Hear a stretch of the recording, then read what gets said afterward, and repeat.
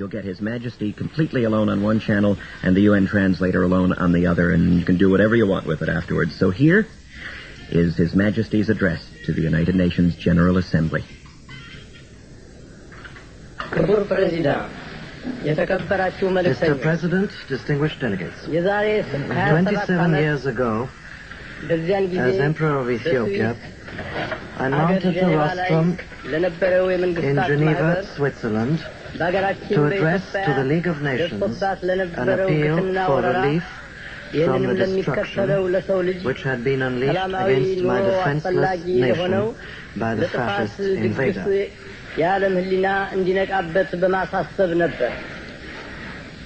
I spoke then both to and for the conscience of the world. My words went unheeded, but history testifies to the accuracy of the warning that I gave in 1936. Today, I stand before the World Organization which has succeeded to the mantle discarded by its discredited predecessor. In this body is enshrined the principle of collective security, which is unsuccessfully invoked at Geneva. Here in this assembly reposes the best, perhaps the last hope for the peaceful survival of mankind. In 1936, I declared that it wasn't the covenant of the League that was at stake, but international morality. Undertakings, I said then, are of little worth if the will to keep them is lacking. The Charter of the United Nations expresses the noblest aspirations of man. The application of force in the settlement of disputes between states. The assurance of human rights and fundamental freedoms for all, without distinction as to race, sex, language, or religion. The safeguarding of international peace and security. But these two, as were the phrases of the covenant, are only words. Their value depends wholly on our will to observe and honor them and give them content and meaning. The preservation of peace and the guaranteeing of man's basic freedoms and rights require courage and eternal vigilance. Courage to speak and act, and, if necessary, to suffer and die for truth and justice.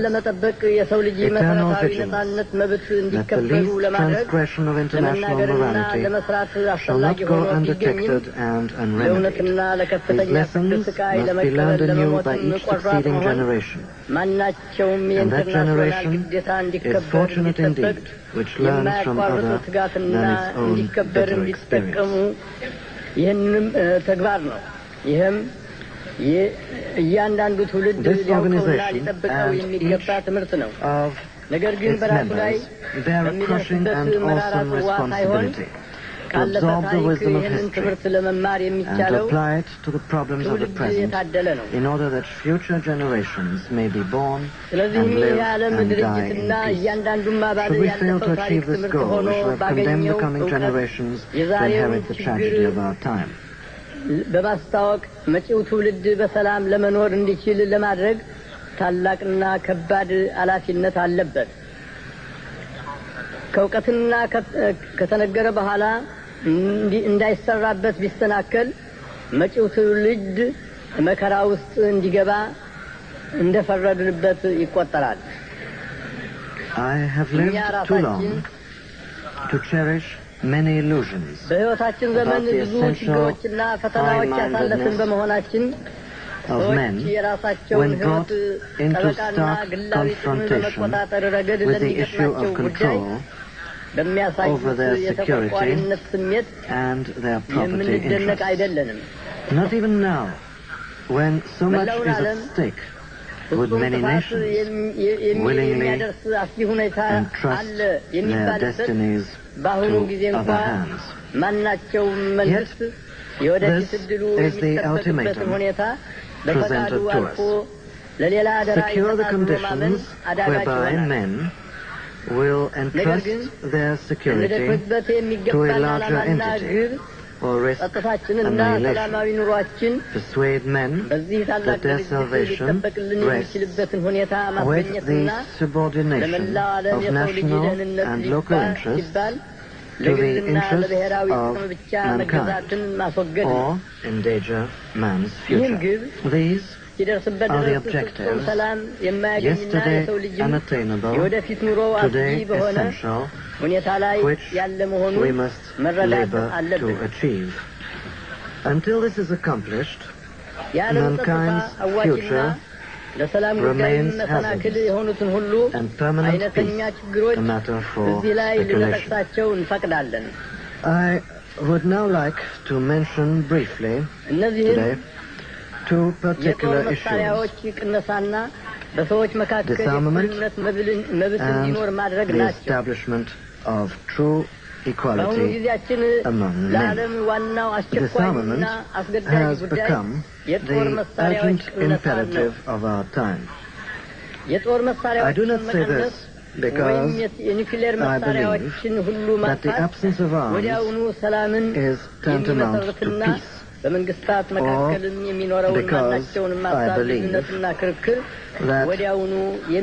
bringing an end to the nuclear arms race automatically guarantees the peace, or because the elimination of nuclear warheads from the arsenals of the world will bring in its wake that change in attitude required for a peaceful settlement of disputes between nations. Disarmament is vital today because of the immense destructive capacity which men now possess. Ever since the Stone Age, the production of arms has always been a source of man's own destruction. Even though the achievement of general and complete disarmament is time-consuming, it is encouraging to note that great efforts are being devoted to attainment. My country supports the nuclear test ban treaty in the atmosphere as a step towards this goal, even though it is only a partial step. The real significance of the treaty is that it admits of a tacit stalemate between the nations which negotiated it, a stalemate which recognizes the blunt, unavoidable fact that none would emerge from the total destruction which would be the lot of all in a nuclear war. A stalemate which affords us and the United Nations a breathing spell in which to act. The goal of the equality of man which we seek is the very antithesis of the exploitation of one people by another, about which the pages of history, and particularly those written about the African and Asian continents, speak at such length. Last May in Addis Ababa, there was convened a meeting of heads of African states and governments. For 3 days, the 32 nations represented at that conference demonstrated to the world that when the will and the determination exist, nations and peoples of various backgrounds can and will work together in unity to the achievement of common goals in the assurance of that equality and brotherhood which we desire. Although our position vis-à-vis the power blocks is identified with the policy of non-alignment, our past history testifies to the fact that we've always endeavored to cooperate with all nations without exception. Thus, one of the fundamental principles we have agreed upon at the Addis Ababa Summit Conference gives expression to our fundamental desire to live in harmony and cooperation with all states. On the question of racial discrimination, the Addis Ababa Conference taught to those who will learn this further lesson, that until the philosophy which holds one race superior and another inferior is finally and permanently discredited and abandoned, until there are no longer first-class and second-class citizens of any nature, that until the color of a man's skin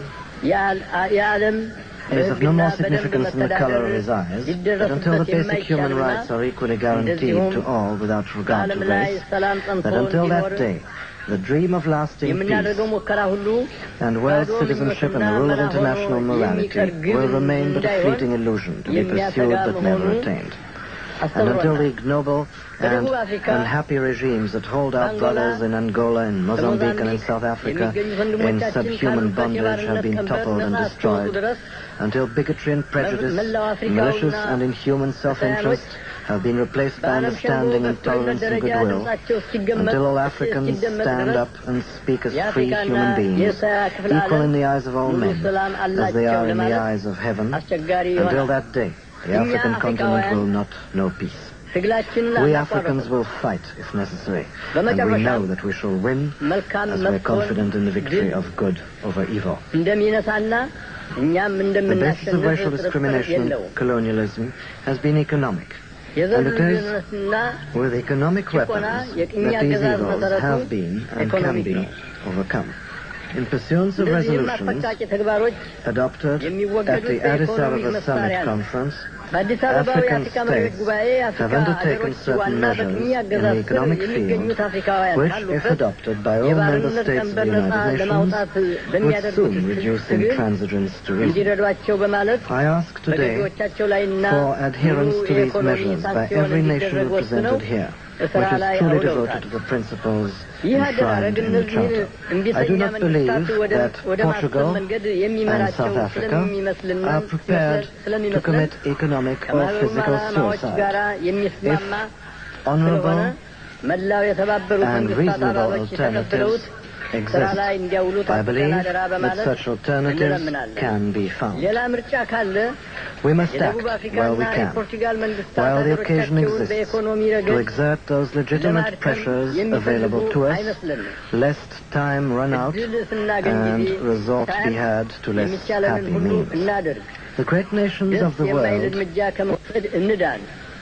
would do well to remember that in the modern age, even their own fate is not wholly in their hands. Peace requires the united efforts of us all. Who can foresee what spark might ignite the fuse? The stakes are identical for all of us. Life or death. We all wish to live. We all seek a world in which men are freed of the burdens of ignorance, poverty, hunger, and disease. And we shall all be hard-pressed to escape the deadly reign of nuclear fallout should catastrophe overtake us. The problems which confront us today are unprecedented. They have no counterpart in human experience. Men search, peruse the pages of history for solutions, for precedents. But, alas, there are none to be found. This, then, is the ultimate challenge. Where are we to look for our survival? For answers to questions which have never been asked before.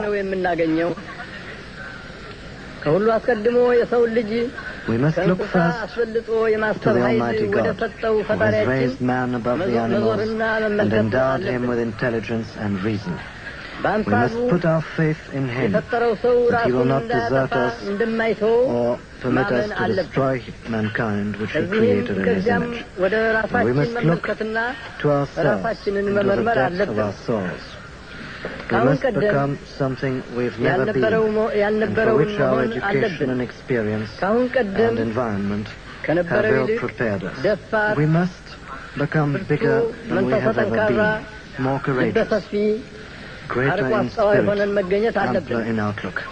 We must become members of a new race, overcoming petty prejudice, owing our ultimate allegiance not to nations, but to our fellow men within the human community.